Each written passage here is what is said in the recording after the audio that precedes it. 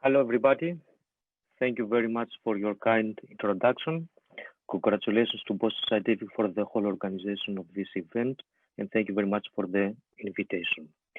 I'm going to speak today about a problem that we all have, this loss of efficacy over time or the loss of analgesic benefit over time. Why do we see something like this? Because of the synaptic plasticity of the pain transmission pathways, because of the tissue remodeling, because of fibrosis, sorry, around the leads, because of the fact that the patient pain perception evolves or changes over time. And we know, according to NAC, published in Neuromodulation 2014, that up to 30% of patients could face such problems. So, when multiple programming sessions have failed, these spinal cord stimulation systems may be explanted. Virginie already mentioned these numbers, 3 to 6% annual explant rates. And if you find some time, this publication from Van Buiten in Neuromodulation 2017 is really interesting. You can see that 5 years after implant, almost 20% is the probability of explant.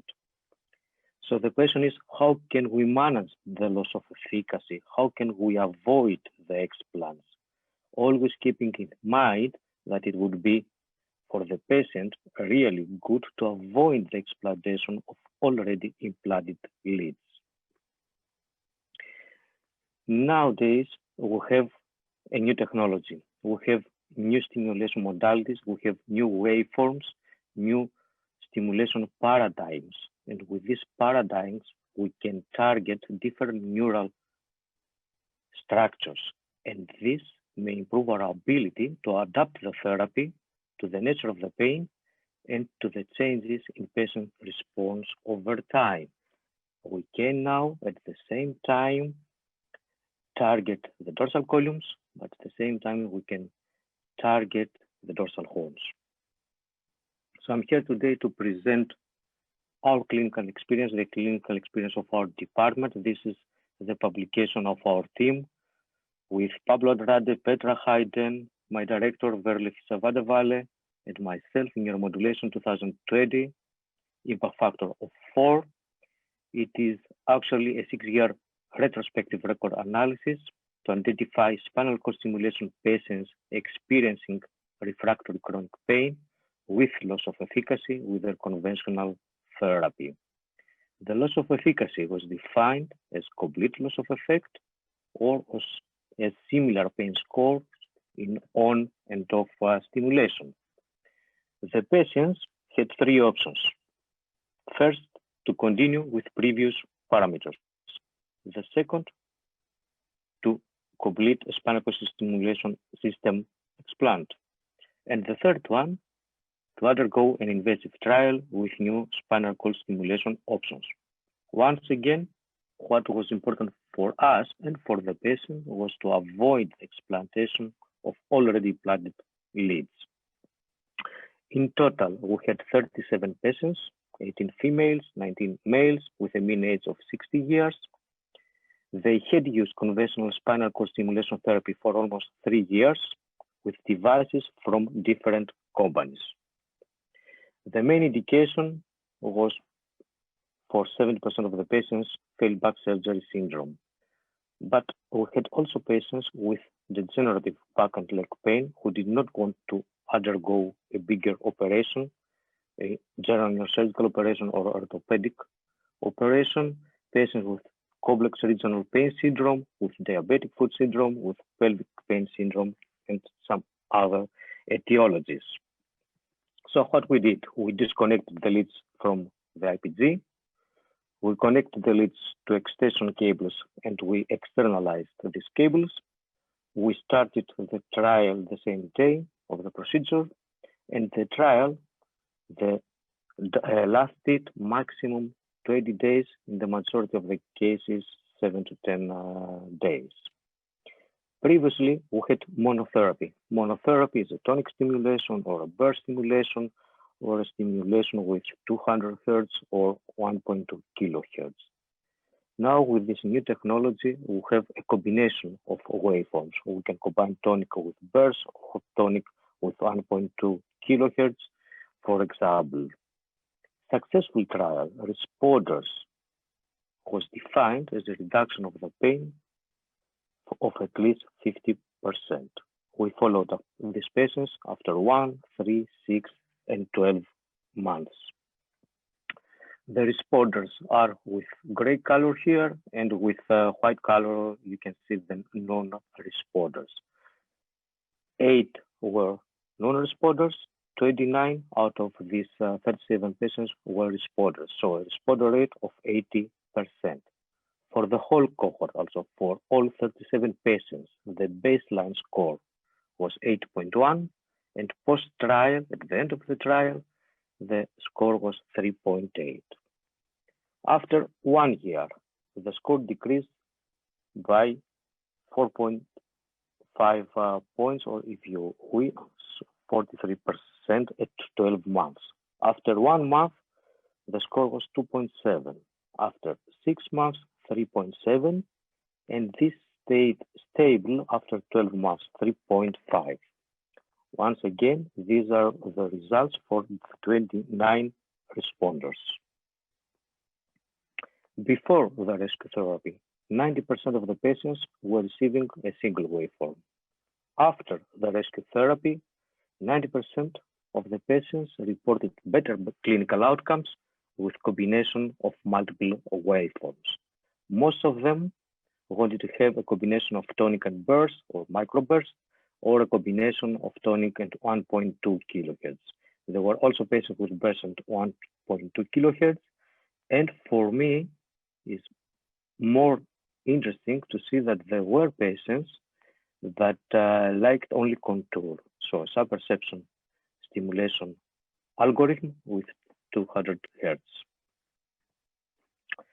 So this study showed that the rescue therapy with novel spinal cord stimulation paradigms and combination of multiple waveforms was associated with a significant pain relief in patients with failed conventional spinal cord stimulation systems.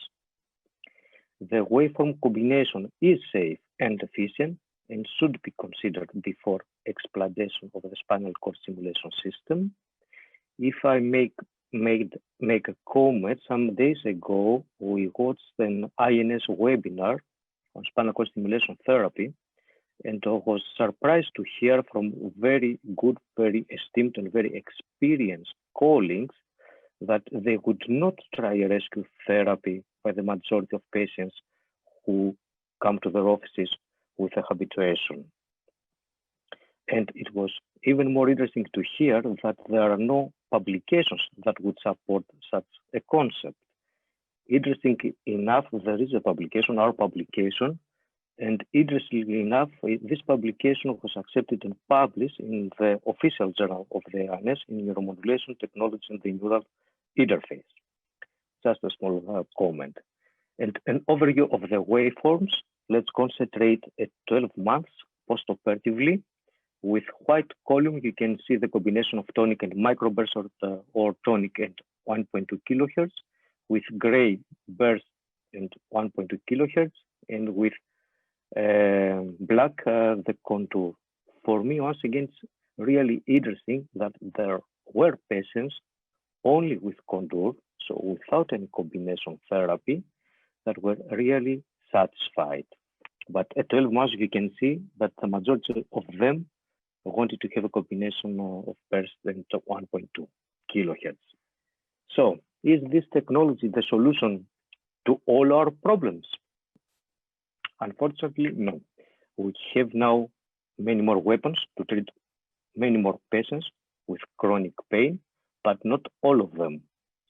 And this is the challenge for us as physicians, and this is the challenge for all companies that are involved in this field to come up with new waveforms or with new technologies that would help us treat all patients with chronic pain. Today, I found something really interesting on Instagram. Somebody wrote, pain patients are like potatoes. Each one is completely unique and different. No two are the same. And this, I think, applies very well to our chronic pain patients. The second point is that the chronic pain patients do not belong, they are not the property of a specific physician, and they don't belong and they are not the property of a specific company.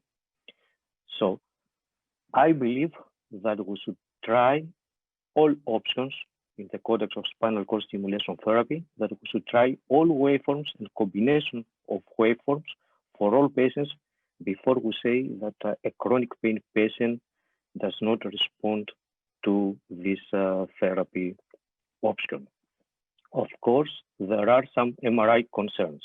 If we implant a lead from company A and then an IPG from the company B, we have no MRI compatibility. And this could be a problem in specific patient groups, for example, patients with multiple sclerosis. This is why now we have a new solution to these problems. We have a new technology, we have new IPGs that can apply all these forms or combination of them, and the IPGs are at the same time MRI compatible. This photo shows the first implantation worldwide of the WaveWriter 16. So now I believe we have a new era in neuromodulation, but of course we should wait some years from now to see what happens after 5 or even more years if we have found the solution to this habituation problem or if we should keep working on it. Thank you very much for your attention. If you have any questions, I will be glad to answer them.